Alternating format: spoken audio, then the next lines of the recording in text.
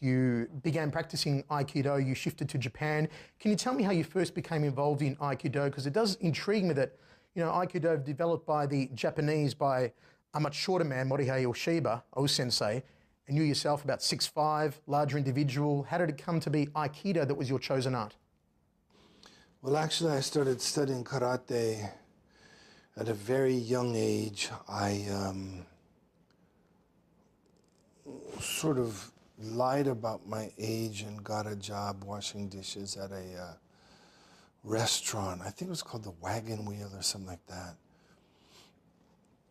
And there was a cook there, because back then in America you didn't really have dojos around. You didn't have people teaching kung fu and, you know, Korean arts and Chinese and Japanese. You just didn't have it. They were all sort of underground or quietly teaching. And one of the cooks there was a guy called Sakamoto Sensei, and he was a Shotokan guy and an Okinawan Shorin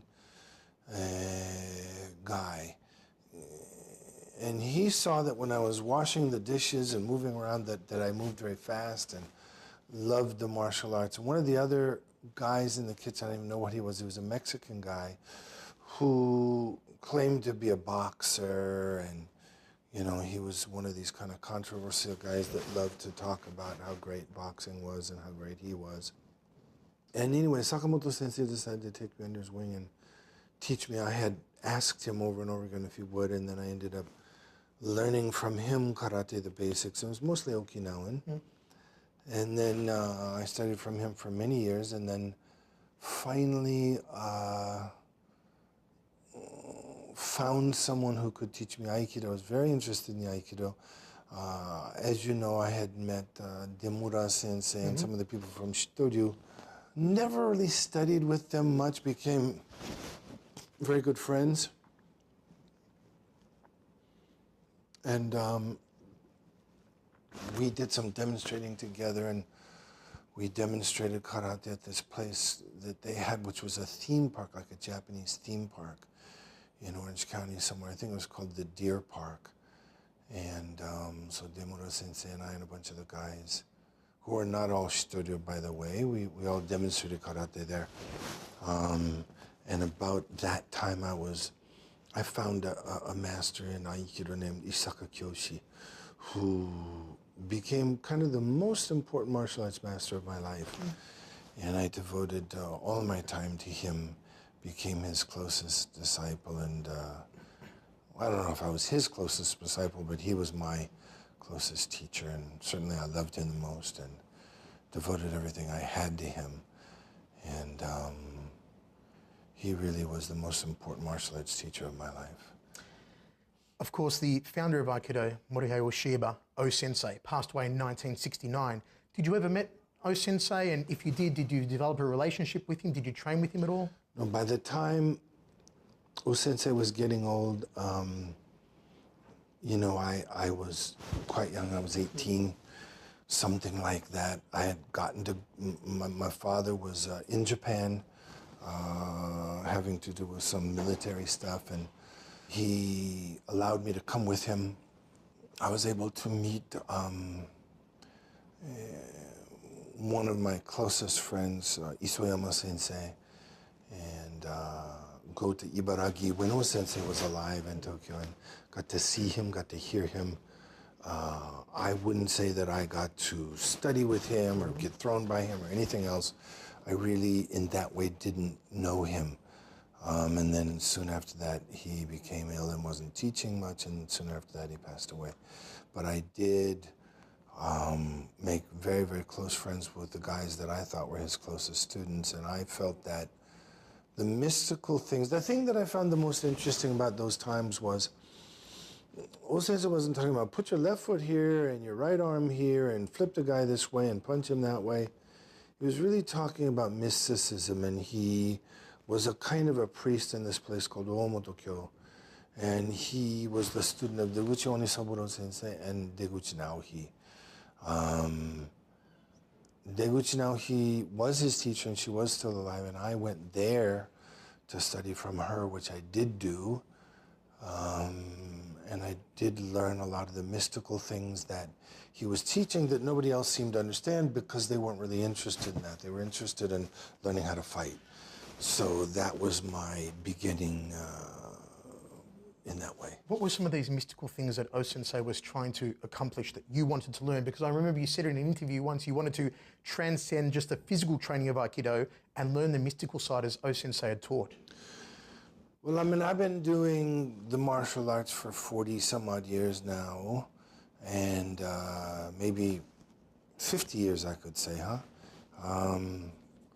I don't know if I'm any closer to enlightenment now than I was then. I have had moments of what seemed to me at the time to be great realization. I have had moments of techniques that seemed to be unexplainable or divine or spectacular, but I've never been able to keep that level of divine or mystical technique consistent so that I could always do it and understand it. It would seem to come and go without my really knowing when it would come and go, and so I'm still sort of the average fool on the corner trying to, you know, put one foot in front of the other.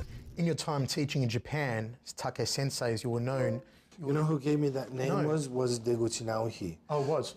O-sensei's teacher is the one who gave me that name. Fantastic. That's right. And during that time, you were known for a very hard, practical style of Aikido. What you were teaching, was that close to what O-sensei had developed, or were you taking a more aggressive, harder style of Aikido that you were teaching? I believe that in Aiki we had something called Go-Juryu, which was the circle, the square, and the triangle, and you know, the hard, the medium, and the soft, but the soft was the most severe, and that was the riddle that most people didn't understand. I grew up in a very, very dangerous area, an area that was all gangsters, yakuza, fighting every day, in Shinjuku and in Osaka when I finally went there. I believe that O-sensei had something called Okuden, which meant the secret style or the secret arts that he wouldn't teach almost anyone, which did have to do with killing people and did have to do with techniques that could take a life and so forth and so on. And I think after his, you know, supposed, and I don't say this out of disrespect, but I don't know, you know, after his apparent enlightenment, whatever that means, because I don't understand what it means, he apparently took all those techniques out and wasn't showing those anymore, but I did know the old people who did know them, and I made those a part of my style, and I made the attitude based on my understanding of Aikido, which is that you have, you know, the gentle, the supple, the sublime, the soft, the severe, and the wrathful, and I felt very, very convicted, you know, I felt tremendous conviction in the fact that Aikido has to be able to work against anyone in any style who wants to come and kill you or your family or your friends or hurt you. I felt that Aikido could be as severe as any art, and I made it that way. And once again, I'll mention the name of Isoyama Sensei. Him and I, you know, both had that same attitude, and him and I had the unfortunate displeasure of having to test our skills hundreds of times. And I remember there was the ridiculous question in there of, have you ever had to use Aikido? And that was one of the ones I was looking for, to tell you we probably shouldn't, you know, address that. But yeah, hundreds of times, you know, we've had to, you know, use this in the streets, and that's how you know what works and what doesn't. I was going to say, it must give you a sense of satisfaction, though. Even though you don't want to use it ever for self-defense, you hope you never get into that predicament. It must give you a sense of satisfaction to know that what you are teaching and what you have learned works. It's not satisfaction. Forgive me for contradicting you, but it is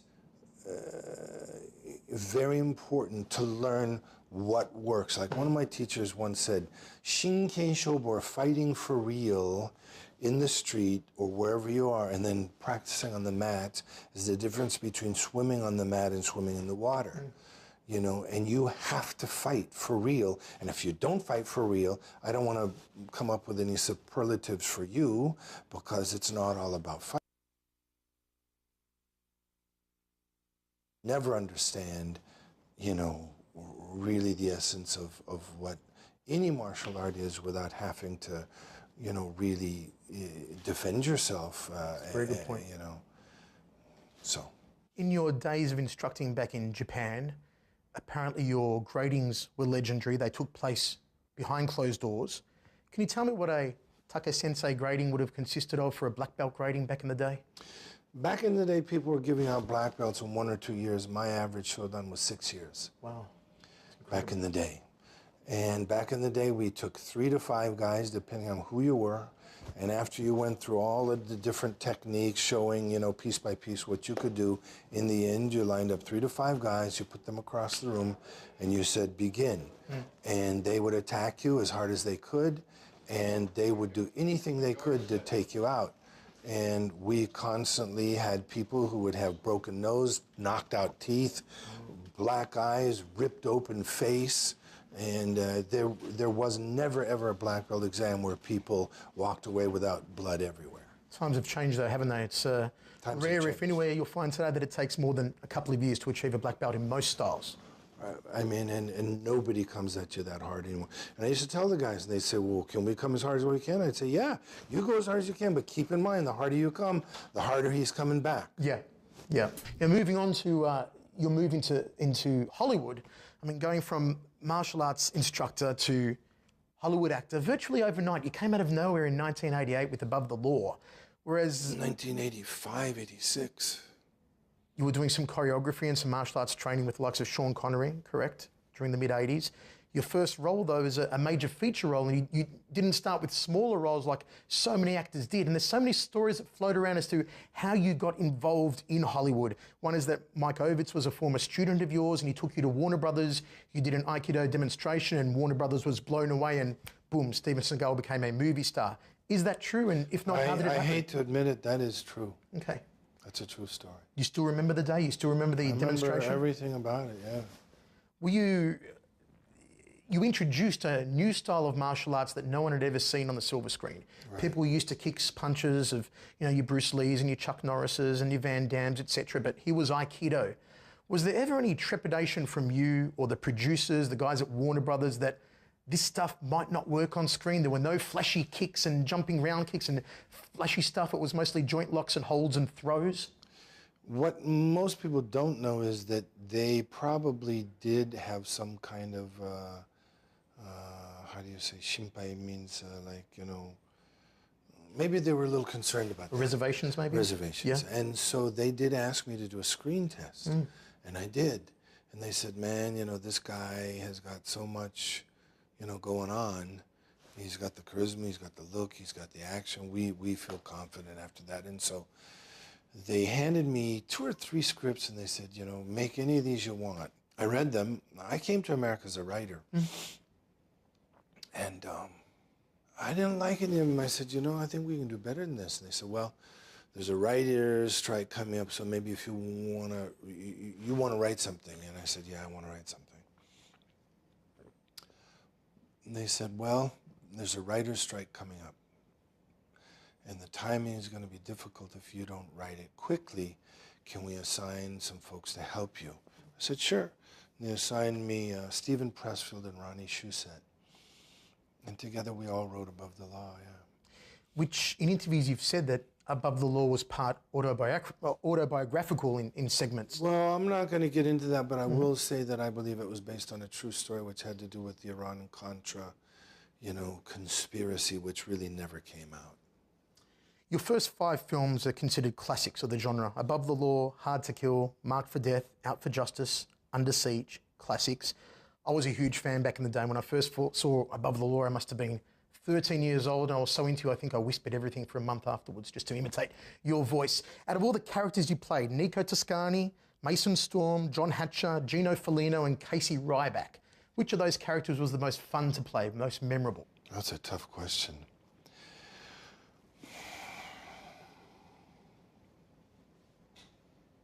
think maybe, you know, Above the Law was the most fun for me. Yeah.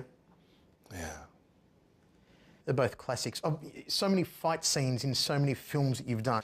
And so I like that. And then, you know, Danny Inosanto is a dear friend of mine, still is a dear friend of mine. He, as you know, was one of Bruce Lee's teachers, brilliant knife fighter, great at Eskrima Cali, and all that stuff. And him and I had done a lot of practice together and working together. And I tried to learn from him, and I think he tried to learn from me. And so being able to work with him that day and fight him was a great pleasure for me. I was going to say, Dan Inosanto, at one stage, Bruce Lee's #1 student. You also...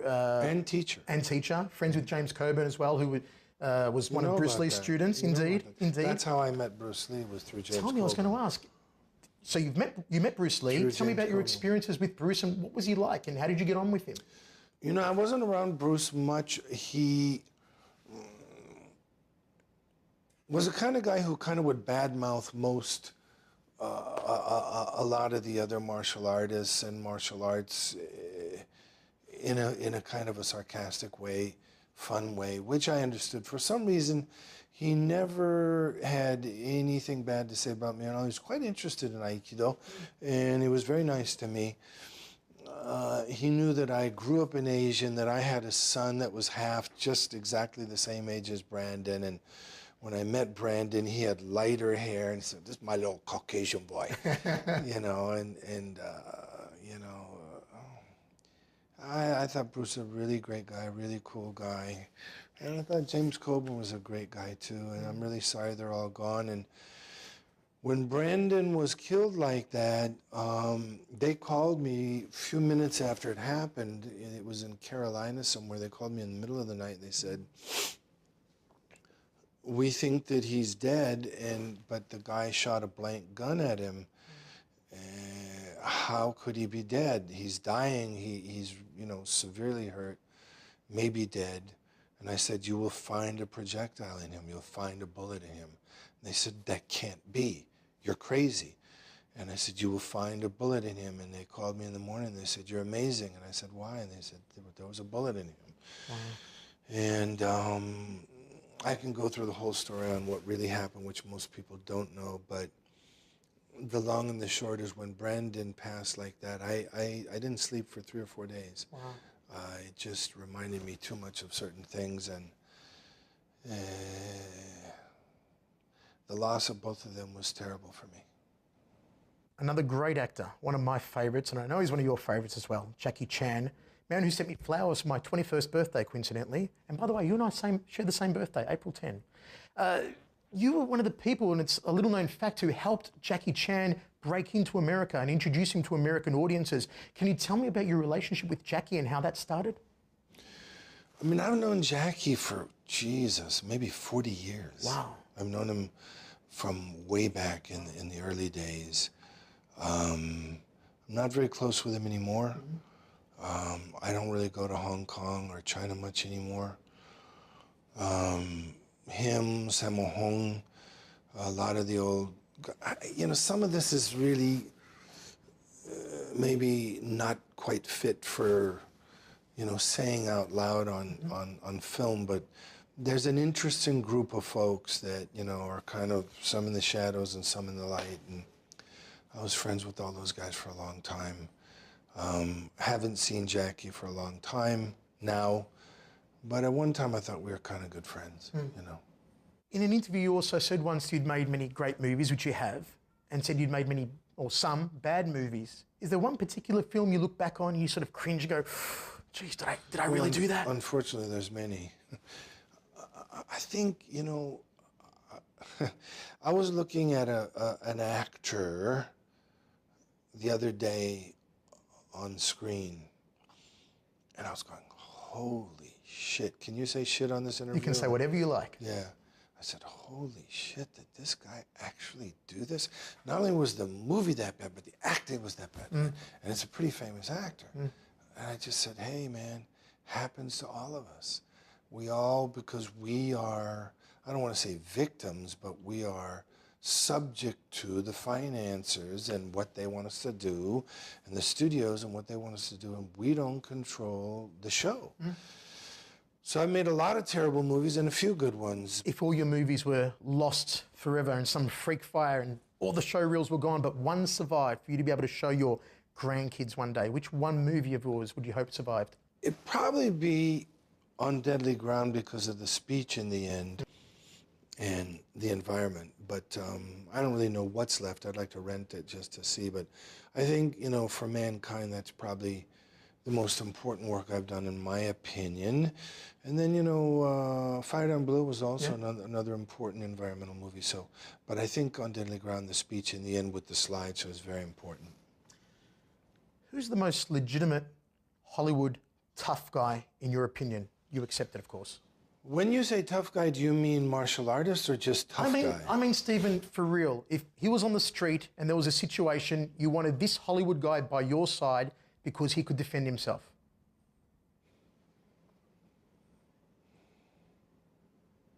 It's that hard to think of a legit one? Can you think of one? Michael Jai White. Can I laugh in your face? Really? Yes. Thoughts on Jean-Claude Van Damme? Can I laugh in your face? Chuck Norris?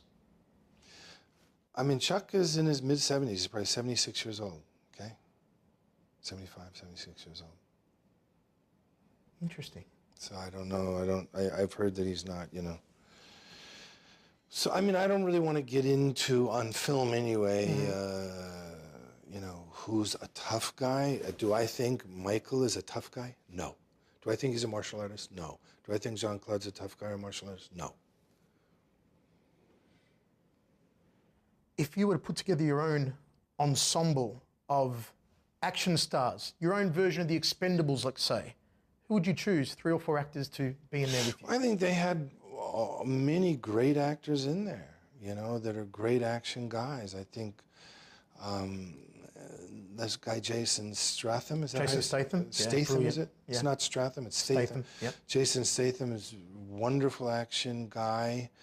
Jet Li, fantastic action guy, who, by the way, is a real martial artist. Yes, great wushu. And, you know, I mean, I'd never seen him fight, but I would imagine if you would have mentioned his name over those guys, I would have to say, okay, he's a real martial artist and probably can fight. Dolph Lundgren, Kyokushin karateka, used to be competitive. He's a very nice guy. Do I think he's a tough guy and a great martial artist? He's just a great guy, and, you know, but anyway, so, but I'm trying to think of all the guys that were in there. I didn't get to see it, but, you know, Jet Li and, you know, Jason Statham are great guys. Who else was in it? Dolph Lundgren, Terry Crews, Randy Couture. Randy's a real fighter. Yep. You know? Of course, Bruce Willis and Arnie, we know both aren't real fighters, but great actors. They're great actors. And Sly Stallone. Yeah, you got all those great actors there. Yep. All those great actors. Let's talk a little bit about mixed martial arts. Your relationship with Anderson Silva. How did you and Anderson Silva first come into contact? Anderson sent me a card saying, teach me your lethal stuff, teach me your great stuff. And then there was a phone number of a guy called George Joymaris, and I called George, and he said, yeah, man, Anderson's a big fan. He knows about, you know, all of your lethal stuff, and would you come and teach him? And I said, let's meet and talk, and we met and talked, and I thought he's very sincere, very humble, and that it would be a good thing to do. So I went to Black House and started teaching him, yeah. After Anderson knocked out Vitor Belfort, he said the front kick he won the fight with was taught to him by you. Gave you credit for that, which was, you know, fantastic, and sort of introduced you back into the world of mixed martial arts fans. But there were a lot of people also questioning the validity of that, of how an Aikido instructor would teach a Muay Thai guy a version of a front kick. I mean, whoever says that doesn't know anything about my life. I mean, I spent my entire life, first of all, I started out in karate. Sure, yeah. You know? So you started out doing Maigeri in karate. Yeah, I started, you know, for many years before I even began Aikido. So, and then I went around the world studying from, you know, Kung Fu masters, Muay Thai masters, you know, and Tai Chi masters. And so I've been doing mixed martial arts for 40 years. And so whoever says that just doesn't know anything about me. Would you believe you're one of the original mixed martial artists in that you're probably one of the first guys to train in so many different styles that's high profile, of course? No, I think there are millions of other guys that were doing the same thing. We just didn't use the word mixed martial arts, but that's what we did because we wanted to study everything we could to make sure that whoever we're fighting, we are covered for the different kinds of, situations that we might be in. We would know what to do on the ground. We would know what to do with kicks, punches, elbows, grappling, joint locks, whatever. We want to know how to do it. A lot of the old wisdom and knowledge and essence is lost today in the modern world. A lot of what the old masters had and have is beyond most of your modern practitioner's comprehension, because nowadays you have stuff like UFC, for example, where people are getting in there and physically they are, it's wonderful in the sense that they're physically, trying to kind of understand the limits of their talent and their skill and getting in there and testing it out, and they're great athletes, and some of them are great martial artists and so forth and so on. But the spiritual training that most of the old guys in the olden days used to go through in order to culminate the development of the physical self and the perfection of the spiritual self simultaneously, that's almost lost these days. And like Lyoto Machida, who's a dear friend of mine and a student of mine, his father and I are about the same age, and we are cut from the same cloth. Yeah. We went through the same things with the same people. Him and I talk about this a lot. This is something that we really understand. And I have friends like his father and Isayama Sensei, and I could go down the list, who are in their 60s and their 70s who could kill most of the guys who think they're great warriors that are in their 20s or 30s. Kill them instantly. But that's stuff that most people who will hear this will go, oh, come on, that's a joke. Well, amongst real martial arts masters, it's not a joke. Exactly. I mean, I take, for example, one of my favorite martial arts masters ever, Sosei Masoyama, who invented Kyokushin karate. There's a man who passed away in later age and could still knock out people with one punch and kill with one punch. Used to kill bulls and do shuto strikes and shave the horns off bulls, and the amazing feats of power. He was a good friend of mine. He was? Good friend of mine. Tremendous. I was in Kazakhstan, I think. I was somewhere crazy in the world the other day, maybe 6 months ago, something like that. And there was a big Kyokushinkai, how do you say in English, like a gathering or a convention? Well, yeah, convention, something like that. And they were doing all this, demonstrations and fighting and competition, and all the old senpai, all the old, Kyokushinkai masters were there. And they saw me come in. This was like chilling. And they, he's here, he's here. And they made me come and sit with the other masters, and they introduced me as their senpai. Wow, what a tremendous honor. Tremendous honor. You have mentioned in interviews that the kick you taught Anderson is something you had in the bank, you had in the file from many, many, many years ago. Can you elaborate a little more on the kick? And is it your own version of a maigeri, of a teep kick? It's not. Anyway, everyone can say, oh, it's just a maigeri. It's not just a maigeri. What I tried to teach him and Lyoto, you see, most people when they do maigeri, they lift the leg and they kick. Sure. What I'm trying to teach people to do, without giving away any trade secrets, is to kick like this, so you don't see it coming. You don't lift up and kick, you kick like this. And it's the way you hold your foot. It's not like this, like a lot of people do in there. You'll see it all the time. But it's like this, so it's like a spear. A lot of people do this to protect the toes. Is there a danger of breaking the toes? Well, you have to lift your toes up. Okay. You lift your toes up and you're kicking with here. Okay. So that's, but it is not a classic, typical maigeri. It's different. And with Lyoto Machida, you've mentioned that you are helping him with his punching. Can you elaborate a bit more on, again, what an Aikido stylist and a mixed martial artist like yourself, as you say, is teaching a guy like Lyoto when it comes to the handiwork? For example, I don't turn my hand when I punch. You don't corkscrew the hand? No. When I punch like this because it's faster and it comes from here. Doesn't come here. Doesn't come from here. It comes from down here. How do you mean if you're punching? Say if you're punching my hand. Well, it's here. Okay. Yeah.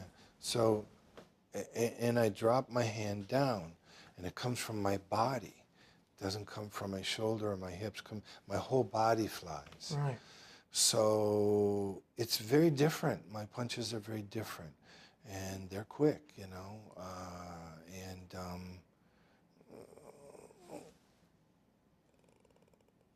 I mean, you know, like I said, Lyoto's father and I are the same. Yeah. But we're also a little different because some of my teachers were different from his, and in some ways he's envious of me and who I got to study with and vice versa. But, you know, he has two great teachers in his father and I, and I think there's just some unique stuff that I'm teaching Lyoto that he wouldn't be learning from anywhere else, I don't think.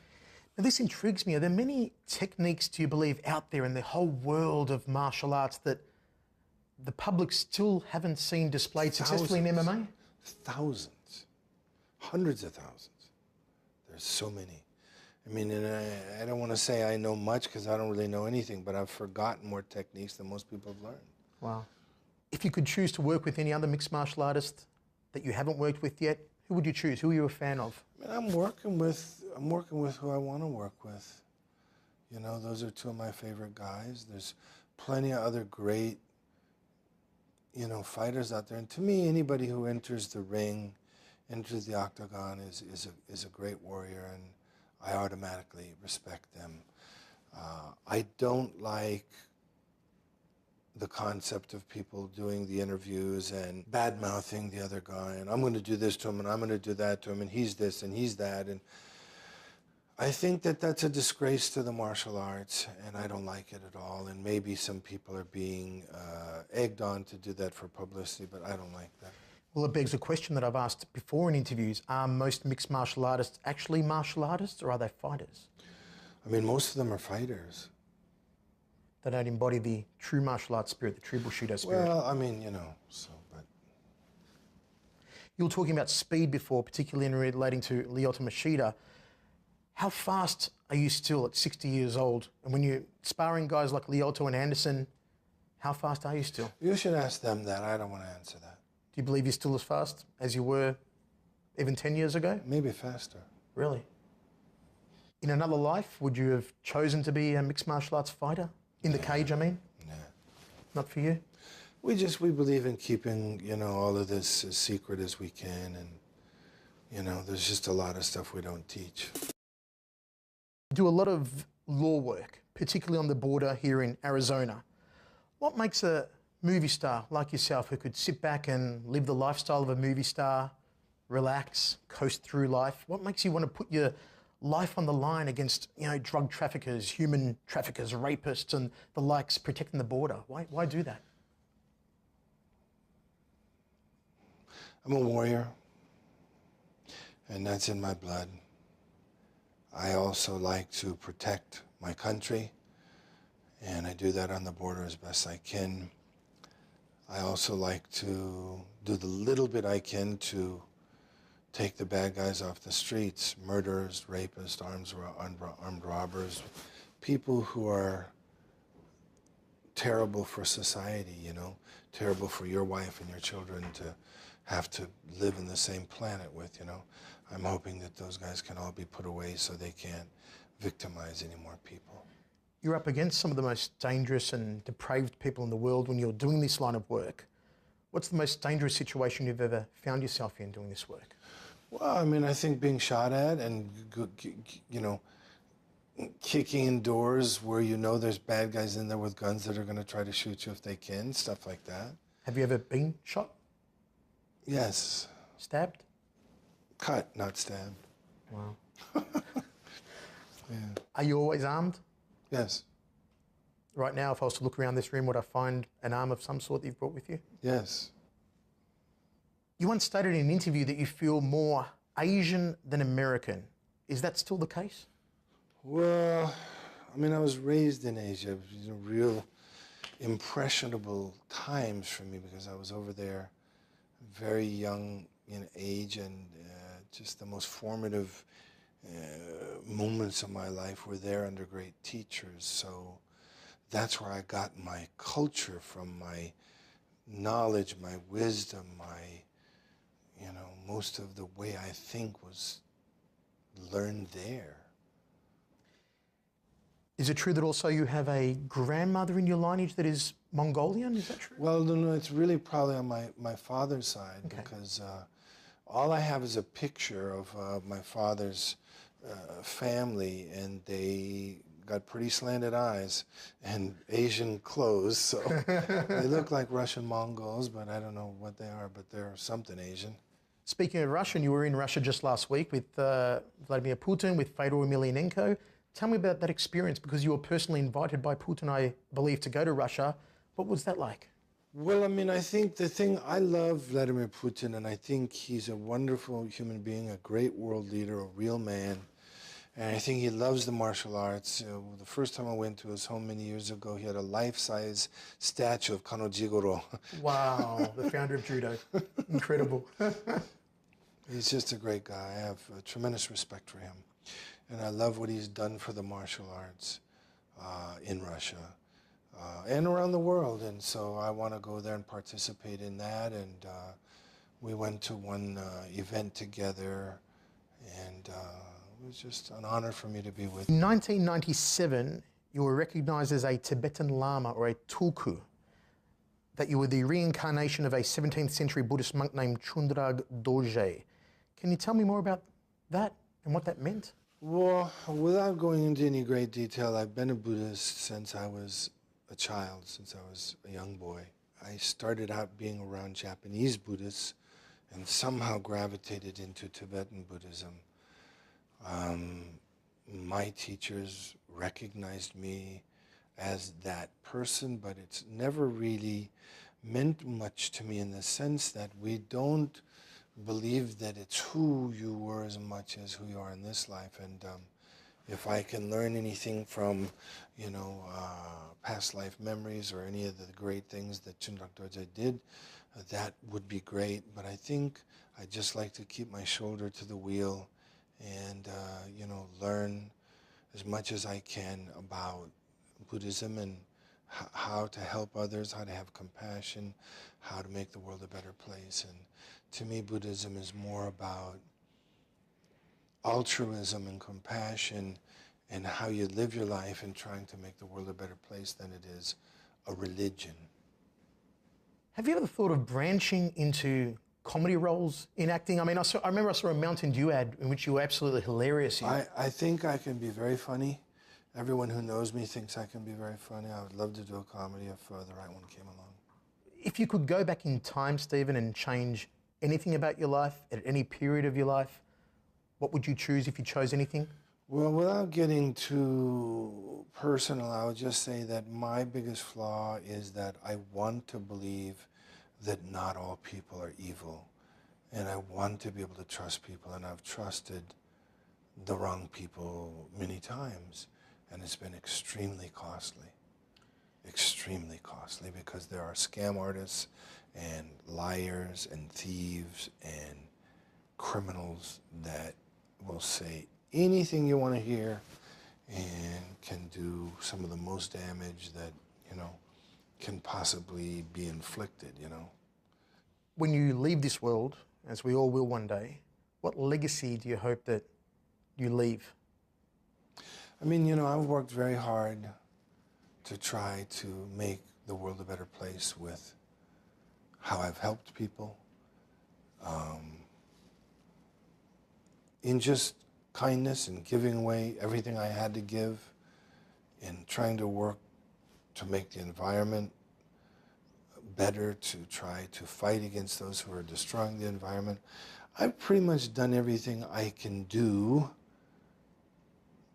to be all I can be and help others and help the world be a better place in my small way.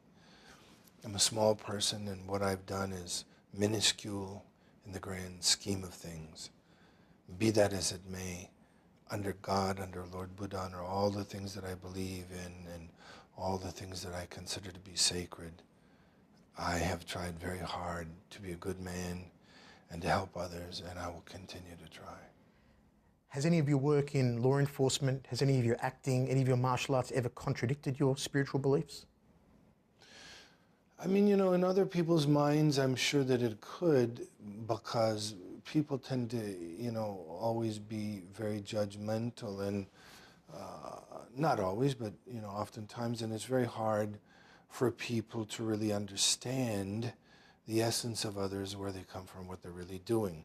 For example, I have the feeling that one of the things that you're saying is, for example, well, if you're a Buddhist, how could you be a cop? Well, I became a cop to try to help others. I became a cop to try to get the bad guys off the street.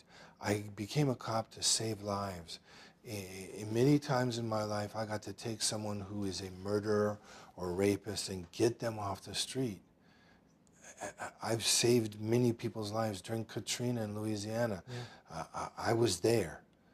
I got to save lives there as a police officer. So that to me is more important than sitting up on a throne in robes and, preaching the gospel.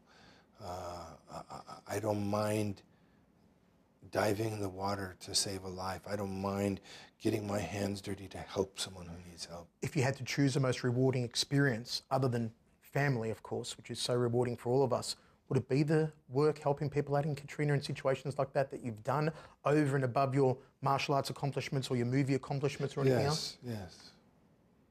Those are the things that matter the most, saving lives and helping people.